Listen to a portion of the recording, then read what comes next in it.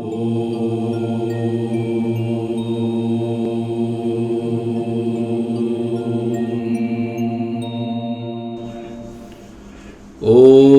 પરબ્રહ્મણે નમઃ. ભગવાન શ્રી હરિએ આપણા પર અત્યંત કરુણા કરીને તમામ શાસ્ત્રોના સારભૂત એવી શિક્ષાપત્રી આપી તેમાં આજ્ઞા કરી કે ચાતુર્માસને વિશે વિશેષ નિયમ ધારણ કરવો. તેમાં પણ તમામ સાધનો જે શાસ્ત્રોમાં કહ્યા છે તેમાં 8 નિયમ મુખ્ય છે, ઉત્તમ છે. એવી રીતે આપણને સારગ્રાહી બનાવ્યા. 6 નિયમ વિશે આપણે ચર્ચા કરી ચૂક્યા છીએ. આજનો વિષય છે પ્રદક્ષિણા. પૂર્વે 6 નિયમનું જે વ્યાખ્યાન કર્યું તેમાં શરીર સ્થિર હોવું જોઈએ, શાંત હોવું જોઈએ, એક જગ્યાએ બેસીને કરવા જોઈએ. જ્યારે હવે પછીના 2 નિયમ છે તેમાં શરીરમાં ગતિવિધિ થાય, ક્રિયાકલાપ થાય, હલચલ થાય એવું છે. પ્રદક્ષિણા દક્ષ વૃદ્ધો ધાતુ છે. અર્થ થાય આગળ વધવું. દક્ષિણા શબ્દ બહુ સારો શબ્દ છે, બધાને પ્રિય લાગે. જેને પણ દક્ષિણા મળે ખુશ થાય. આગળ વધી શકાય જે વસ્તુ લઈને એને દક્ષિણા કહેવાય. યજ્ઞના અંતે, ભોજનના અંતે બ્રાહ્મણોને, સાધુ મહાત્માઓને હરિભક્તો દક્ષિણા આપતા હોય છે. દક્ષિણાનું સ્વરૂપ કોઈ પણ હોઈ શકે છે, પણ અત્યારે તે પૈસામાં સ્થિર થઈ ગયું છે. પૈસા આપવા અર્થાત દક્ષિણા આપવી. આપણે અહીંયા પ્રદક્ષિણા શબ્દ સમજવો છે. દક્ષિણાની આગળ પ્ર ઉપસર્ગ લાગે છે ત્યારે પ્રદક્ષિણા શબ્દ બને છે. સારી રીતે આગળ વધવું અથવા સારી રીતે જે ક્રિયાથી આગળ વધી શકાય તેને પ્રદક્ષિણા કહેવાય. ભગવાન શ્રી હરિના ભક્તો આ ક્રિયા કરીને પોતાની આધ્યાત્મિકતામાં શ્રેષ્ઠ રીતે આગળ વધી શકે છે. આમ જોવા જાઓ તો પ્રદક્ષિણા બહુ મોટું સાધન લાગતું નથી.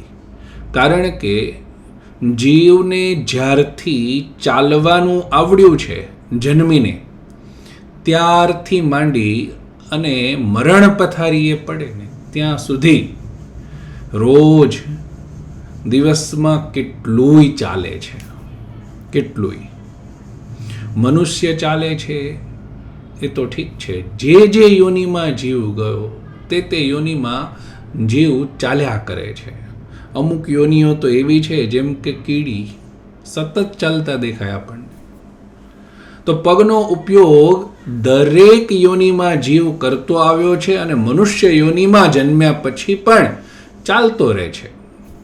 તો જો ચાલવું એ જ પ્રદક્ષિણા છે તો પ્રદક્ષિણાનું આટલું બધું મહત્વ ન હોઈ શકે.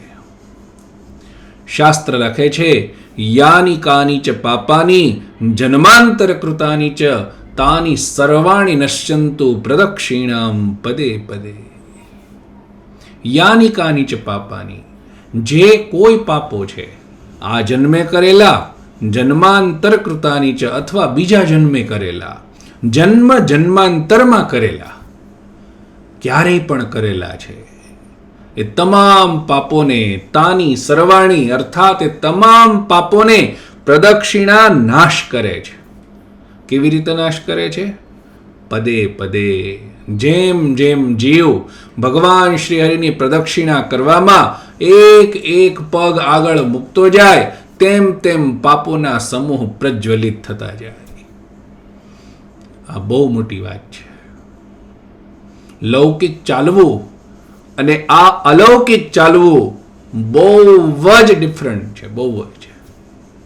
બીજી જગ્યાએ ચાલવામાં ક્યારેક પાપ વધે છે અને અહીંયા ચાલવામાં પાપ ઘટે છે. એનાથી જ આપણે પ્રદક્ષિણાનું મહત્વ સમજી શકીએ કે ઉત્તમ જે 8 નિયમો ચાતુર્માસમાં વ્રત, તપ, જપ ઇત્યાદિ જેટલા પણ નિયમ લઈ શકાય, એમાં જે ઉત્તમ 8 એમાં એક પ્રદક્ષિણા છે. તો એ પ્રદક્ષિણાનું મહત્વ કેટલું બધું હોઈ શકે. અચિંત્યાનંદ વર્ણીએ મહાપૂજા લખી છે. મહાપૂજાની અંદર પ્રદક્ષિણા એક ઉપચાર છે. ભગવાનને પ્રદક્ષિણા કરવી, સાષ્ટાંગ પ્રણામ કરવા, એટલે આજનો વિષય અને કાલનો વિષય બંને મહાપૂજામાં વર્ણિત છે. એમાં બહુ સારી ભગવાનને પ્રાર્થના કરવામાં આવી છે. ભક્તા ઘોઘ વિનાશિનઃ પ્રતિપદમ બદ્ધ્વા કરો તન્મનાઃ, આવું લખ્યું છે. ભક્તા ઘોઘ વિનાશિના, ભક્તોના જે અનેક જન્મોના પાપ છે એને નાશ કરનારી એવી પ્રદક્ષિણા અમે તમને કરી રહ્યા છીએ. હે ભક્તિ ધર્મના પુત્ર, હે હરિ કૃષ્ણ. કેવી રીતે કરી રહ્યા છીએ? બદ્ધ્વા કરો, 2 હાથ જોડીને. આ વિવેક હંમેશા પ્રદક્ષિણામાં શીખવા જેવો છે. આપણે જે દિવસથી સત્સંગમાં આવ્યા તે દિવસથી પ્રદક્ષિણા કરીએ છીએ, પણ હું જોઉં છું કે ઘણા હરિભક્તોને હજુ સુધી કઈ રીતે પ્રદક્ષિણા કરવી તેનો વિવેક આવડતો હોતો નથી. પ્રદક્ષિણા એ નથી કે આપણે આપણા ઈષ્ટદેવને ચારેય બાજુ ગોળ ગોળ ફરવા માંડીએ, અને પ્રદક્ષિણા નથી કહેવાતી. પ્રદક્ષિણા કોને કહેવાય છે? હા, પ્રગતો દક્ષિણા આવી વ્યાખ્યા જરૂર થઈ છે કે ઈષ્ટદેવની સામે ઊભા રહીએ, 2 હાથ જોડીએ, પ્રેમથી નમસ્કાર કરીએ અને ભગવાનની દક્ષિણ બાજુ, જમણી બાજુથી ભગવાનને આપણે પ્રદક્ષિણા કરવાનું શરૂ કરીએ. એટલે જ એને પ્રદક્ષિણા કહેવાય છે કે દક્ષિણ બાજુથી તમારે ગતિ કરવાની છે, જમણી બાજુથી. એ વિવેક તો આપણને આવડે છે કે કઈ બાજુથી આપણે પ્રદક્ષિણા કરવાની છે, પણ બદ્ધ્વા કરો, 2 હાથ જોડીને, ત્વન્મનાઃ, ભગવાનમાં મન રાખીને આપણે ઈષ્ટદેવની સામે ઊભા થઈએ, નમસ્કાર કરીએ, જમણી બાજુથી આગળ વધીએ અને ભગવાનના સ્વરૂપને નિરખતા નિરખતા, ભગવાનમાં મન રાખતા રાખતા, ભગવાનનું સ્વરૂપ સન્મુખથી હોય કે ભગવાનની પીઠથી હોય, એક સરખું દિવ્ય છે, એક સરખું આનંદમય છે, એક સરખું સચ્ચિદાનંદમય છે. ત્યાગ ભાગ નથી ક્યાંય. તમે ભગવાનના મુખના દર્શન કરો છો, ભગવાનની પીઠના દર્શન કરો છો, એમાં કોઈ ફરક નથી. ભગવાન શ્રી હરિના ભક્તો ભગવાનને ગોળ ગોળ એટલા માટે ફરે છે કે ભગવાનના ચોતરફથી દર્શન થાય. માત્ર સન્મુખ દર્શન થાય છે એનાથી ભગવાનના ભક્તને સંતોષ નથી. પૂરી મૂર્તિનું સુખ લેવું છે એટલે ભગવાનના ભક્ત પ્રદક્ષિણા કરે છે. પણ જ્યારે ફરી સન્મુખ આવ્યા, એક આખું રાઉન્ડ આપણે ફર્યા અને ફરી જ્યારે ઈષ્ટદેવના સન્મુખ આવ્યા ત્યારે ત્યાં ઊભા રહેવું જોઈએ, ભગવાન શ્રી હરિને ફરી પ્રેમથી નમસ્કાર કરવો જોઈએ. આ પ્રદક્ષિણાનો વિવેક છે. આપણે બધા શું કરીએ છીએ? ચક્કર લગાવવા માંડીએ, ગોળ ગોળ ગોળ ગોળ ફરવા જ માંડીએ. ક્યાંથી શરૂ થાય છે? ઈષ્ટદેવનું મુખ કે બાજુ છે? કાંઈ વિવેક ત્યાર પછી રહેતો નથી. અને એમાંય જો વિશેષ નિયમ ધારણ કરી લીધો હોય, ઘણા મહાપુરુષો મેં એવા જોયા છે કે 50 પ્રદક્ષિણા કરવી, 100 પ્રદક્ષિણા કરવી આવો નિયમ લઈ લે છે અને ત્યાર પછી જાણે ભગવાનને ફરતે હેલિકોપ્ટર આવ્યું હોય ને એવી ભાવના થાય ભગવાનને કે આજે જે હડફેટે ચડે ને ગયા કામથી. પ્રદક્ષિણા એ નથી. પ્રદક્ષિણાનો વિવેક છે ભગવાનના સમ્મુખથી શરૂ થાય, જમણી બાજુથી તમે જાઓ અને ફરી ભગવાન સન્મુખ જ્યારે આવો ત્યારે ઊભા રહો. ઊભા રહી અને ફરી ભગવાનને પ્રણામ કરો, અતિ વિનીત થઈને ફરી પાછી પ્રદક્ષિણા કરો. ફરી એ જગ્યા આવે ત્યારે ઊભા રહો, ભગવાનને નમસ્કાર કરો. આ પ્રદક્ષિણા છે. જો તમે રાઉન્ડ ફરતા જ રહ્યો છો તો એને પ્રદક્ષિણા કહેવાય કે નહીં એ મને નથી ખબર. શાસ્ત્ર જે પ્રદક્ષિણા બતાવે છે એ આવી બતાવે છે. અને જ્યારે આપણે શાસ્ત્ર વિહિત પ્રદક્ષિણા કરીએ છીએ ત્યારે જ પ્રદક્ષિણાનું જે પુણ્ય લખેલું છે, પ્રદક્ષિણાનું ફળ લખેલું છે એ થાય છે, એ સિવાય થતું નથી. પ્રદક્ષિણા ખાલી પાપોનો નાશ કરે છે એવું નથી. પ્રદક્ષિણાથી જે પુણ્ય ઉદય થાય છે, ઘણા લોકો એવા પણ હોય નિષ્પાપ હોય, એટલા બધા પાપી ન હોય, તો એ લોકોને શું ફળ થાય પ્રદક્ષિણા કરવાનું? ખાલી જો પાપોનો જ નાશ થતો હોય તો. પણ જેના પાપ નથી એને પગલે પગલે પુણ્ય ઉદય થાય. જેના પાપ છે એના પગલે પગલે પાપોનો નાશ થાય. જેના પાપ શેષ નથી રહ્યા એને પગલે પગલે પુણ્યનો ઉદય થાય. એટલું સરળ આપણા જીવમાં જે ક્રિયા વણાયેલી છે ચાલવું, જેમાં આપણને કોઈ પણ જાતનો વિશેષ દાખલો કરવો પડતો નથી, અર્થાત શીખવું પડતું નથી કંઈ. એવી વસ્તુ ભગવાને આપણા કલ્યાણ માટે, પુણ્ય માટે એવી રીતની ગોઠવણ કરી આપી. અતિશય ભગવાનની કરુણા છે આ. મને એક સારા મહાપુરુષ પાસેથી એક પ્રસંગ સાંભળવા મળ્યો હતો, લાડબાઈનો. મારે આજે અહીંયા કહેવો છે પ્રદક્ષિણા શું કામ કરે છે. લાડબાઈ બહુ સારા હરિભક્ત હતા. તે સમયમાં ભારત વર્ષની પરિસ્થિતિ એટલી બધી વેરવિખેર હતી. બધા જ કોઈક આમ ભાગે, કોઈક આમ ભાગે, કોઈક આમ ભાગે, બિલકુલ એકતા નહીં અને અત્યંત વેરવિખેર વાતાવરણ ભારતનું. લાડબાઈના મનમાં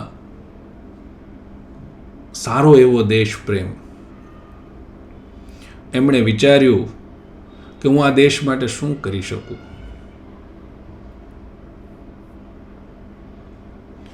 એમણે દીર્ઘદ્રષ્ટિ કરી. દીર્ઘદ્રષ્ટિ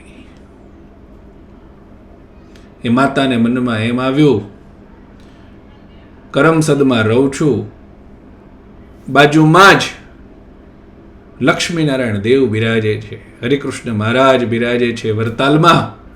હું એમની પ્રદક્ષિણા કરું અને ભગવાન શ્રી હરિને પ્રાર્થના કરું કે મને એવો પુત્ર આપો કે જે આખા ભારતને ફરીને પાછો એક કરી મૂકે. લાડબાએ ચાતુર્માસની અંદર 108 પ્રદક્ષિણાનો નિયમ લીધો. રોજ વરતાલ આવે અને ભગવાન લક્ષ્મીનારાયણ દેવ, ભગવાન હરિકૃષ્ણ મહારાજને 108 પ્રદક્ષિણા રોજ કરે. 4 મહિના એમણે નિયમ રાખ્યો.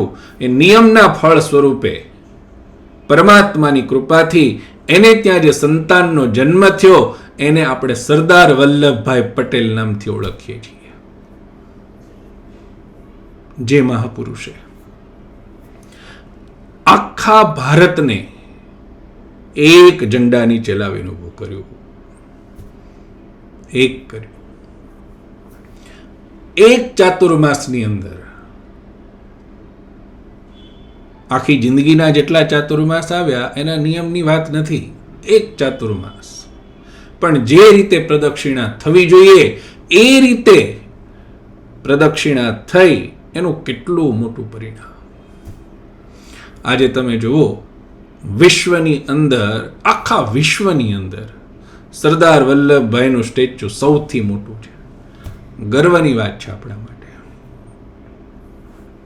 પ્રદક્ષિણા શું કરે છે? તમારો ગમે તે મનોરથ હોય, ભગવાન શ્રી હરિને પ્રેમથી પ્રાર્થના કરો કે આ મનોરથની સિદ્ધિ થાય એના માટે હું પ્રદક્ષિણા કરું છું. એવો વિશેષ નિયમ ધારણ કરો કે આ મનોરથની સિદ્ધિ માટે હું રોજ આટલી પ્રદક્ષિણા કરીશ, આટલા સમય સુધી કરીશ. એવી રીતે ભગવાનને પ્રાર્થના કરીને પ્રદક્ષિણા કરો. વ્રત, ઉપવાસ, જપ ઇત્યાદિક શ્રેષ્ઠ સાધનો છે, પણ જે એ કરવામાં અસમર્થ છે એ આ કરે એવું બિલકુલ નથી. જેટલું જપનું પ્રાધાન્ય છે એટલું જ પ્રદક્ષિણાનું પ્રાધાન્ય છે. યાદ રાખો, ભગવાન સંબંધી કર્મમાં એ જપ હોય કે પ્રદક્ષિણા હોય કે દંડવત હોય, ભગવાનનું પ્રધાનપણું છે, ક્રિયાનું પ્રધાનપણું ક્યાંય નથી.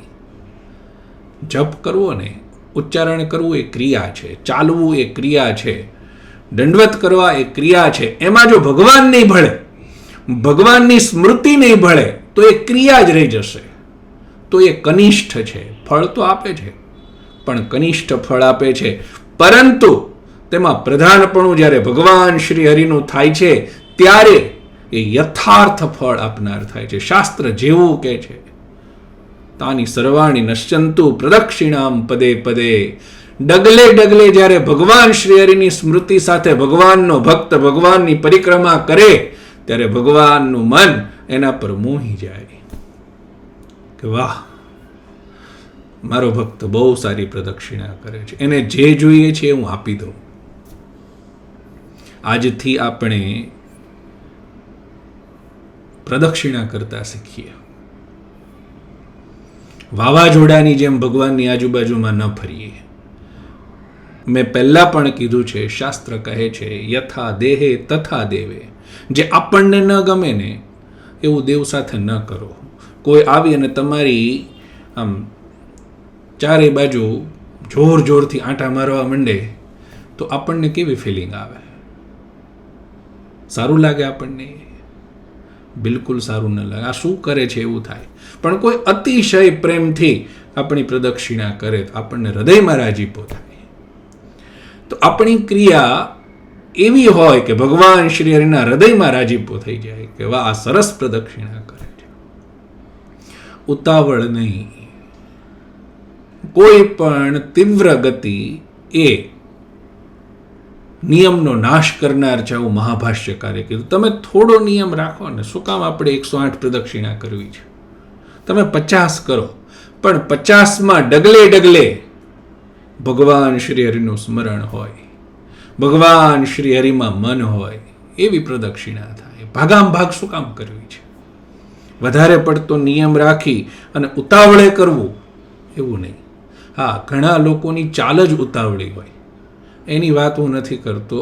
હું કોઈની અહીંયા નિંદા ટીકા નથી કરી રહ્યો. હું માત્ર શાસ્ત્ર મર્યાદા દેખાડી રહ્યો છું કે પ્રદક્ષિણા કેવી રીતે થઈ શકે.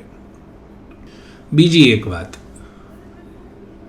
પ્રદક્ષિણા કરતા કરતા ઘણીક વખત હરિભક્તો કે સંતો પરસ્પર વાતો કરતા હોય, ઘણીક વખત માળા કરતા કરતા પ્રદક્ષિણા કરતા હોય, ઘણીક વખત કોઈક કીર્તન સાંભળતા સાંભળતા કે એવી રીતે પ્રદક્ષિણા કરતા હોય. ઘણી બધી રીતે આ સત્સંગમાં સંતો ભક્તોને પ્રદક્ષિણા કરતા મેં જોયા છે, એમના દર્શન કર્યા છે. તમામને વંદન છે, પરંતુ શાસ્ત્ર મર્યાદા એ છે કે જ્યારે જપ કરવા છે, માળા કરવી છે, તો ચાલતા ચાલતા ક્યારેય માળા થતી નથી. સત્સંગી જીવનમાં ભગવાન શ્રી હરિએ એક આખા અધ્યાયમાં માળા કેવી રીતે કરવી ને તેનું પ્રતિપાદન કર્યું છે.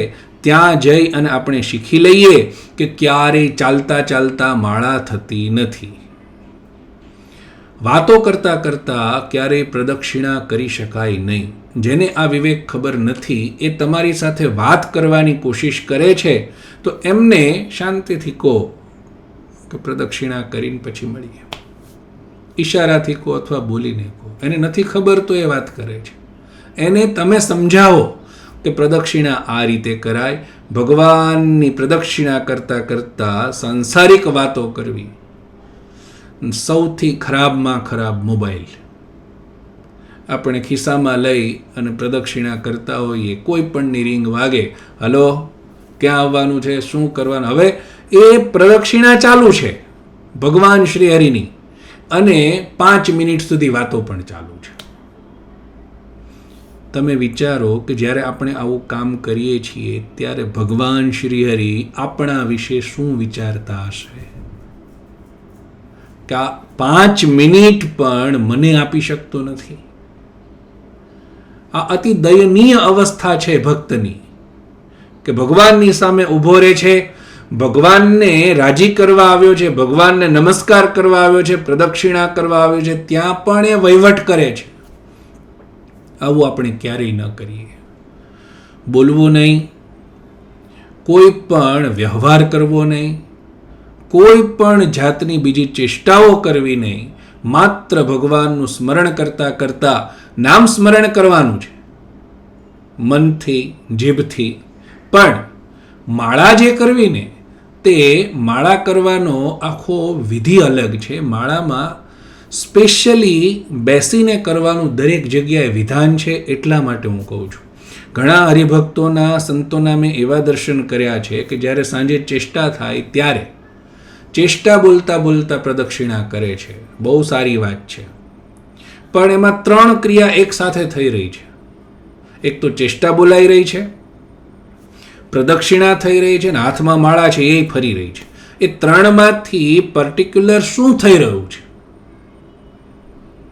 તમે સ્વામિનારાયણ સ્વામિનારાયણ જપ કરી રહ્યા છો, માળા કરી રહ્યા છો, તમે પ્રદક્ષિણા કરી રહ્યા છો, કે તમે ચેષ્ટા બોલી રહ્યા છો? જે પણ કરીએ આપણે, ભગવાન જેમાં રાજી થાય, શાસ્ત્રમાં જે રીતે આપણને એ ભક્તિ શીખવાડી છે એવી રીતે કરીએ ત્યારે ખરેખર એ ભક્તિથી ભગવાન રાજી થાય છે. તો પ્રદક્ષિણામાં ભગવાન શ્રી હરિને કઈ રીતે રાજી કરવા, જેમ મેં વાત કરી, અખંડાનંદ વર્ણીએ લખ્યું છે, બધ્વા કરો તન્મનાઃ. ભગવાનને 2 હાથ જોડીને પ્રદક્ષિણા થાય, અથવા તો બીજી ઇતર ક્રિયાઓ કર્યા વિના ભગવાનમાં મન રાખીને પ્રદક્ષિણા થાય. તો આવો પ્રયત્ન અને આવો વિવેક હંમેશા કરવો જોઈએ. થોડીક આજે બીજી પણ મારે વાત કરવી છે. અન્ય દેવી દેવતાઓની જે પ્રદક્ષિણા થાય છે એમાં ભગવાન ભોળાનાથની જે પ્રદક્ષિણા થાય છે, મહાદેવની પ્રદક્ષિણા, એમાં એક વિશેષતા છે. ભગવાન ભોળાનાથને જે કંઈ પણ આપણે અર્પણ કરીએ છીએ, જેમ કે ભગવાન શિવને બિલીપત્ર અર્પણ કર્યા અને થોડાક સમય પછી જ્યારે બિલીપત્ર લઈ લીધા, તો ભગવાન પરથી જે કંઈ લઈ લેવામાં આવ્યું અથવા ભગવાનને જે ચડી ગયું અને ભગવાનથી દૂર થયું, એ તમામ વસ્તુને નિર્માલ્ય શબ્દથી કહેવામાં આવ્યા છે. એ પત્ર હોય, પુષ્પ હોય, જળ હોય, સુગંધિત દ્રવ્ય એટલે અબીર ગુલાલ જે કંઈ બી હોય. શિવલિંગ ઉપર આપણે તલ, અડદ બધા પોતપોતાની ભાવના અનુસાર અને શાસ્ત્ર મર્યાદા અનુસાર ઘણી બધી રીતે પૂજા કરતા હોય છે મહાદેવની. પણ મહાદેવને જે કંઈ પણ ચડીને ઉતર્યું એ નિર્માલ્ય છે, શિવ નિર્માલ્ય કહેવાય. શિવ નિર્માલ્યનું ઉલ્લંઘન કોઈ પણ અવસ્થામાં ના કરવું જોઈએ. હમણાં જ શ્રાવણ મહિનો શરૂ થશે અને ભગવાનના ભક્તો ભગવાન શ્રી હરિની આજ્ઞાથી શ્રાવણ માસની અંદર મહાદેવનું પૂજન કરશે. મહાદેવના મંદિરે જઈ આપણે સરસ મજાની ભક્તિભાવપૂર્વક મહાદેવની પૂજા કરીએ છીએ, પણ એમાં આ વિવેક ક્યારેય ન ચૂકાવવો જોઈએ. ભલે બીજાએ પૂજા કરી છે કે આપણે પૂજા કરી છે, પણ ભગવાન શિવ ઉપરથી જે કોઈ પણ વસ્તુ મંદિરમાં બહાર પડી છે, ઘણીક વખત આપણે મહાદેવના મંદિરે જઈએ ને તો બીજા લોકો પૂજા કરીને ગયા હોય તો એ બધું એક બાજુ મૂકી અને બીજા ભક્તો આવીને બીજું ચડાવતા હોય. ઠીક છે, પણ જગ્યા નાની હોય, બેસવાની અનુકૂળતા ઓછી થાય એમ હોય ત્યારે આપણે થોડાક અંદર મંદિરના ગર્ભગૃહમાં ચાલીને જઈએ છીએ, જગ્યામાં અનુકૂળતા કરીને બેસીએ છીએ વગેરે, આ સમય દરમિયાન ઘણીક વખત આપણે ભગવાનને ચડેલ જે વસ્તુઓ છે એને ટપીએ છીએ. યાદ રાખો, જીવનમાં જે કાંઈ પણ સત્કર્મો કર્યા છે, જે કાંઈ પુણ્યો કર્યા છે, મહાદેવના નિર્માલ્યનું ઉલ્લંઘન એ તમામ સત્કર્મોના પુણ્યનો નાશ કરી નાખે છે.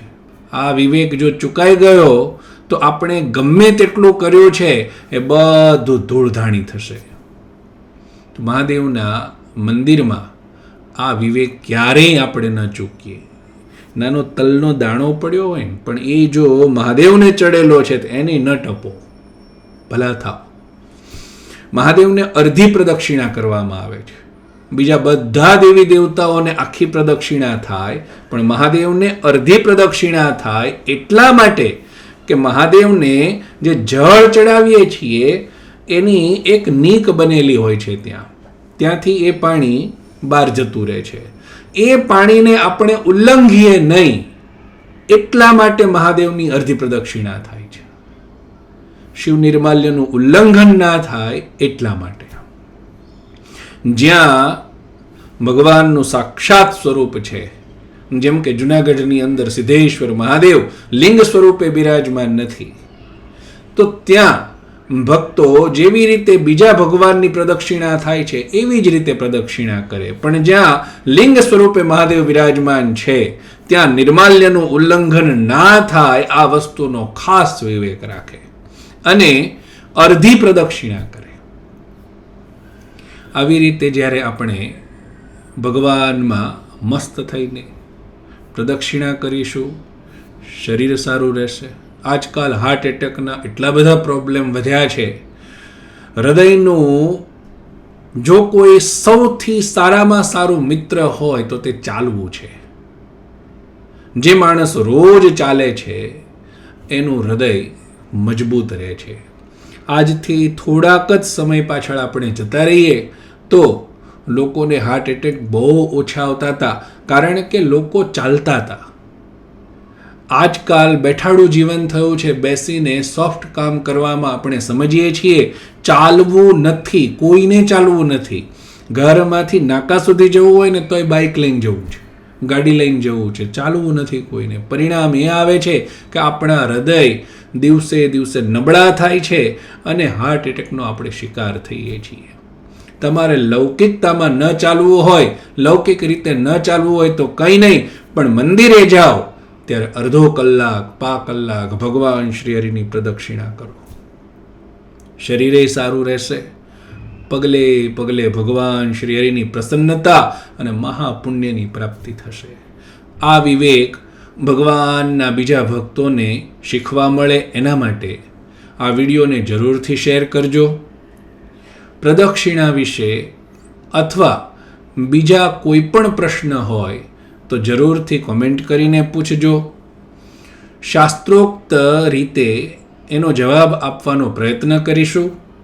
અને આ ચેનલને જરૂરથી સબસ્ક્રાઈબ કરજો, કારણ કે આવી શાસ્ત્રીય માહિતી અહીંથી નિત્ય પ્રસારિત થતી રહે છે, જે જીવનમાં આપણને કંઈક ને કંઈક નવું શીખવાડે છે.